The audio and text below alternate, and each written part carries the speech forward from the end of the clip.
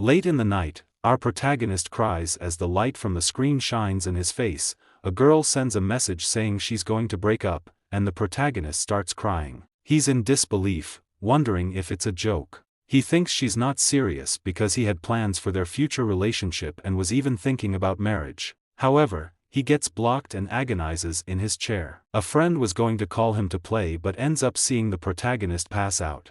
The friend tries to help, but he storms out, slamming the door. His friends are outraged because he cannot maintain a relationship. Chen Yuan is infamous for chasing after girls and spending money on them without success. He's outraged that after 3 years, he got nowhere with Cham. The scene shifts to them talking, with a group of people watching. The protagonist begs for forgiveness and gives her a piglet plush toy, her favorite animal. People around him gossip that he had 4 jobs to support her. Chuang explains that everything is fine, but after some thought, she realized she wanted to get back with her ex. The protagonist knows her ex and calls him a jerk, telling her that her ex cheated on her. Suddenly, a car appears, and a guy calls her to get in, while she says this way is better. At the convenience store, the protagonist is devastated. As a bootlicker, he thinks he will never have a relationship, but a system appears showing his information, named Chen Yuan with 230 Chinese coins in personal wealth and 1 strength point. It also shows another piece of information saying he has 90 billion Chinese coins to be a dog licker. He wonders what's happening. A girl approaches him, asking if something is wrong with him because he keeps staring at her chest. The protagonist looks at her and starts analyzing her stats. The system shows her name is Xu Lu. She is 21 years old, 165 centimeters tall, weighs 49 kilograms, and is almost an 8 in appearance. Her favorability towards the protagonist is -50. The system informs him that if a chosen woman reaches 95 favorability points, she can become his bootlicker. The protagonist is confused, wondering if he has to use the 90 billion given by the system on women. The system informs him that the 90 billion coins can be spent and that they have been credited to his card. It also states that they only work on women, and when he reaches 95 favorability points, he earns 1/10 of the spent value back along with some other rewards. Now convinced, the protagonist invites Xu Lu to eat, saying he will pay for everything. The girl looks at him and asks if he is trying to show off his wealth. Xu Lu is unsure if he is trying to flirt with her and if he can succeed. The protagonist keeps staring at Xu Lu and remembers that she is very powerful since she made a guy spend more than 30,000 with just 3 words. He responds to her provocation, saying that if she does not test him, she will not find out. She then accepts and tells him to buy snacks for everyone in the class. Xu Lu looks down on him, thinking he dresses like a beggar yet wants to flirt with her, so she will have to teach him a lesson. But the protagonist spends 50,000 without worry. A group of people who were speaking ill of him realize he is rich but does not dress like it. The protagonist tells her to relax, saying that amount is nothing to him. Not being a fool, he asks her to add him. Xu Lu is confused, wondering if he is a second-generation rich kid, implying he inherited everything and is a multi-millionaire. She says she can add him, but he must go to a special place first. In front of a Gucci store, she says she is not materialistic, she just wants to be sure of his sincerity in actions given his clothing, but Chen Yuan tells Xu Lu it's fine, and she can buy whatever she wants. Entering the store, the protagonist sees his ex, accompanied by a guy. She and Junai are talking about a bag she's trying on. Xu Lu notices the protagonist is not alone. Xu Lu asks the protagonist if that is his ex-girlfriend, saying it is not a good time for them to be there. He says there is no bad time, they arrive at the perfect moment. Xu Lu asks a store clerk if they still have the spring collection bag. The clerk responds they only have 1 unit left, but Chuang is trying it on. Chuang tells Junai that her birthday is coming up. He is confused, remembering that her birthday was recently, but she explains that the previous birthday was based on the lunar calendar and asks if he knows people also have birthdays based on the solar calendar.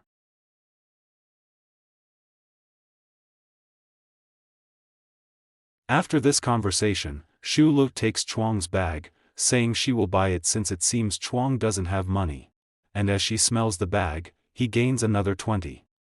He is excited, thinking about how money improves things and that the bag made him gain 60 points. At this rate, he will quickly reach the top of her favorability. The problem is that if he reaches 95 favorability with her without spending much, only buying those cheap bags, he won't get much money back. The store attendants seem confused, saying that some guys appear rich but don't like to spend on their girlfriends, while the poorly dressed protagonist is giving Shulu the best. Chuang is left humiliated on the floor while Shulu stands there saying that a bag is like a boyfriend, it's good to hold on tightly.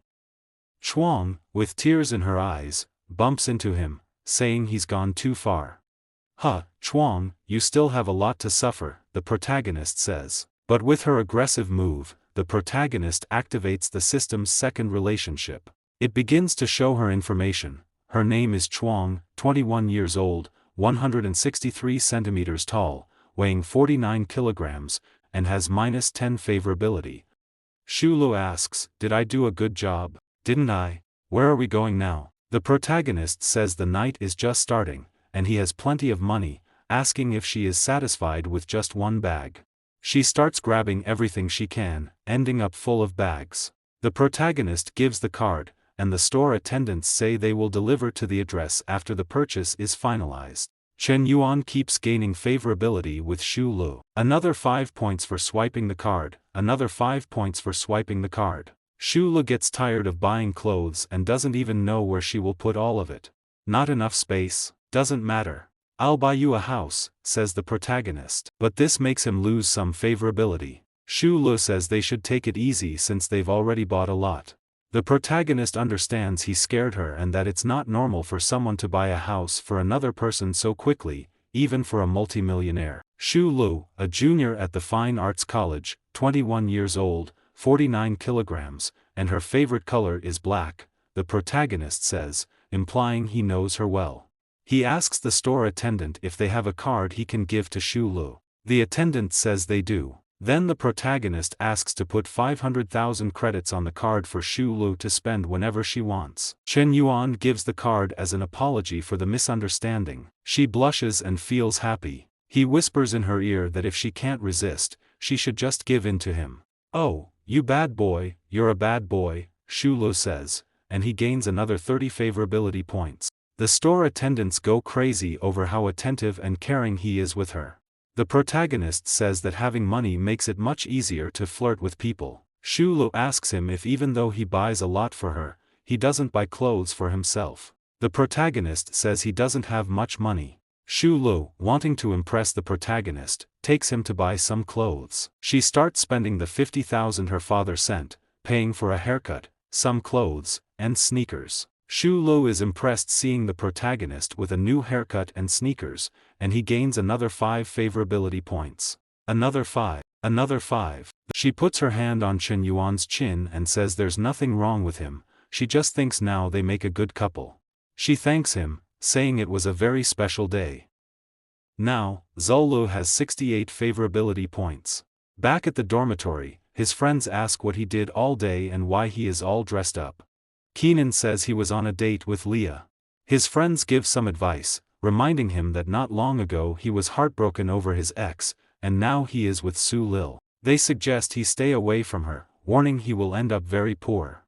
The protagonist thanks them for the advice. Then he receives a notification from Chuang, saying that if he hates her, it's best to delete each other's numbers. Chen Yuan looks at the phone, contemplating how he will increase favorability with her since she wants him to delete her number but he wants to earn money with her. Of course not, how could that be possible? You always have a special place in my heart, the protagonist says, sending the message. She responds, saying she is not with that guy because she wants to be, but because her mother is sick and needs 50,000 for medical procedures. Chuang is astonished, realizing she was only playing with him, and receives a notification of 50,000 that the protagonist sent. Chuang's friend asks who sent that money. She responds that it was her ex. Wait, Chen Yuan, didn't you dump him today? That loser is this rich? Chuang starts wondering if she made a mistake by leaving him. Even after he sent 50,000 to Chuan, he only gained 5 favorability points. She bombards Chen Yuan with questions, what he meant by sending the money, where he got all that money, why Su Lilo was with him, why he didn't buy a bag for her, and if he might be a second-generation rich kid. The protagonist silences her after she sends 15 messages in a row and wonders if there's a more enjoyable way to spend money. He finds a girl doing a live stream, but there are only a few minutes left until she closes. She gets frustrated and asks if anyone's going to send gifts or if she should end the live stream. The protagonist sees that he can send up to 1 million and thinks it's much better than buying bags. He starts a frenzy of sending multiple gifts. The girl thanks him for sending a rocket, but then 100 rockets appear on the girl's screen. The people in the live chat get angry, wondering who sent all the gifts. Chen Yuan realizes that someone with a lot of money gets a lot of attention and sends 900 more rockets, causing her phone to crash. The company where the girl does her live streams, an employee informs the boss that something incredible happened. A guy spent 10 million on Sham's live stream. The staff goes wild, unsure if the protagonist is laundering money through the site or if he is affiliated with the company. All the other girls doing live streams see the protagonist's nickname and are amazed that he spent 10 million on Sham's live stream, trying to send him messages in his DMs. Chen Yuan just watches as the messages come in. The girl that received the gifts wonders if it's all real, but then a guy with a sign comes over saying he needs to get the protagonist's contact information and will get a raise for it. The girl sends him a message thanking him for the gifts and asks if he is still in the live chat since she's about to close. But Chen Yuan had gone to sleep after spending money all day. The next morning, his friends are looking at news online about a guy who spent 10 million on a girl's live stream, discussing what they would do if they had that kind of money. The protagonist realizes he spent all that money and didn't create any kind of relationship with her, so he opens TikTok and sees a bunch of girls sending him messages. One girl says she is 28 years old and divorced, asking if he wants to meet her. She is frustrated since the protagonist doesn't respond to her messages, inviting him to her studio and saying she's waiting for him. He isn't very excited about these messages since he doesn't gain any favorability. His friends are still discussing the amount of money and getting ready to go out. The protagonist asks his friends where they are going without him, and they respond that they are going to see the goddess Jia Yuki and are going early because they want to see her up close.